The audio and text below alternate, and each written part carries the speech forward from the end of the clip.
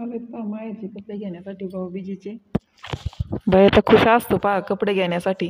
त्याला खरेदी करायला आणि कपडे स्वतःला घेण्यासाठी खूप आवडतात बघा. पॅन्ट तर केली त्यांनी फिक्स पटकन. वहिनीने पण मदत केली होती ते म्हटलं आता चॉईस मामीची चॉईसचा ड्रेस घ्यायचा पहा मला. पॅन्ट तर घेतली मामीच्या चॉईसची आणि आता बघू शर्ट घेतोय की नाही मामीच्या चॉईसचा. छान वाटतंय हे पण मामी म्हटलं नको नको. लगेच त्याने ऐकलं पहा. तो म्हटलं बरं दुसरा दाखवा.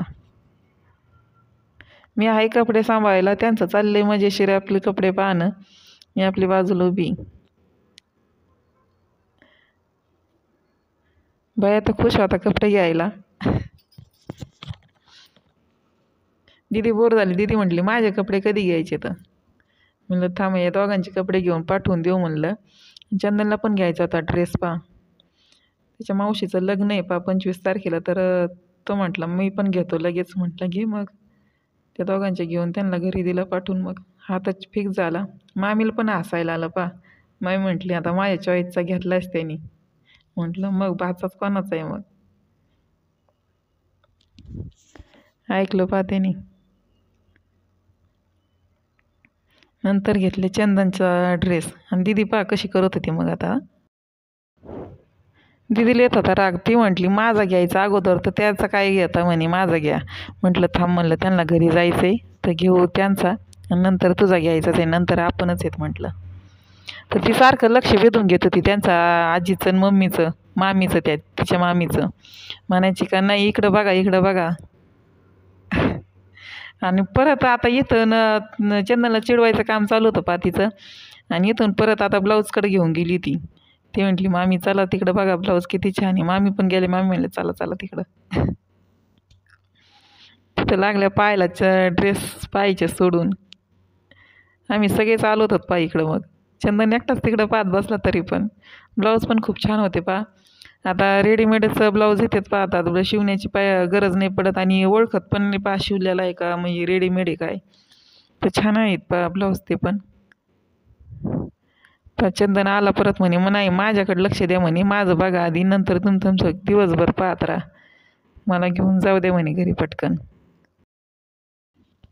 लागलो पहा त्याची पॅन्ट पाहायला. म्हणलं चल मग आता कुठं जाऊ नका म्हणलं इकडे तिकडे. दीदीला पण सांगितलं म्हणलं दीदी नको आता तच करू.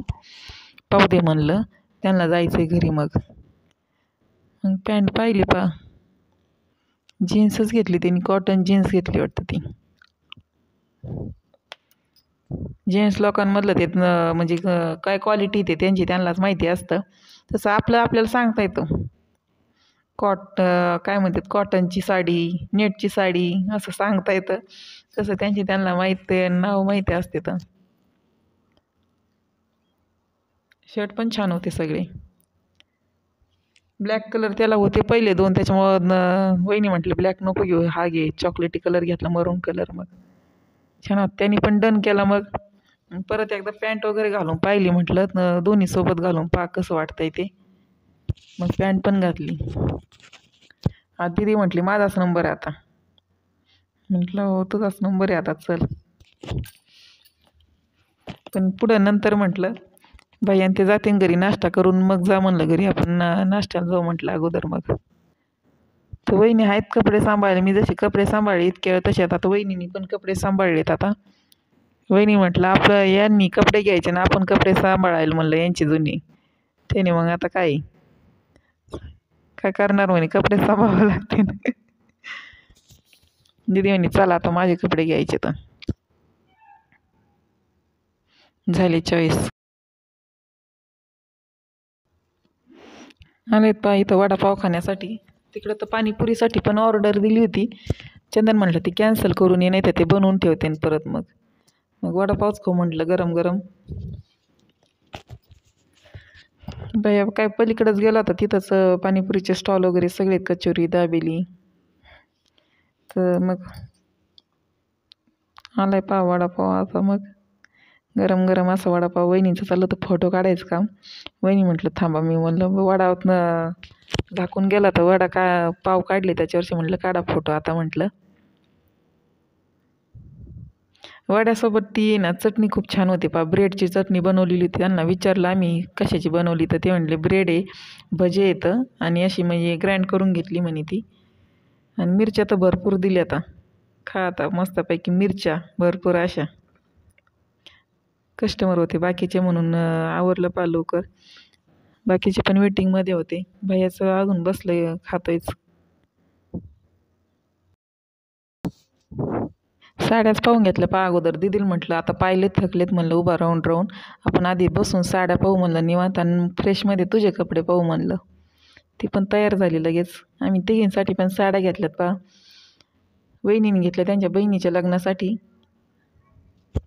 तिथं काय शूट वगैरे करू देत नव्हते. आम्ही तेवढं रेकॉर्डिंग केलं पहा एवढंच शूट. नंतर नाही केलं.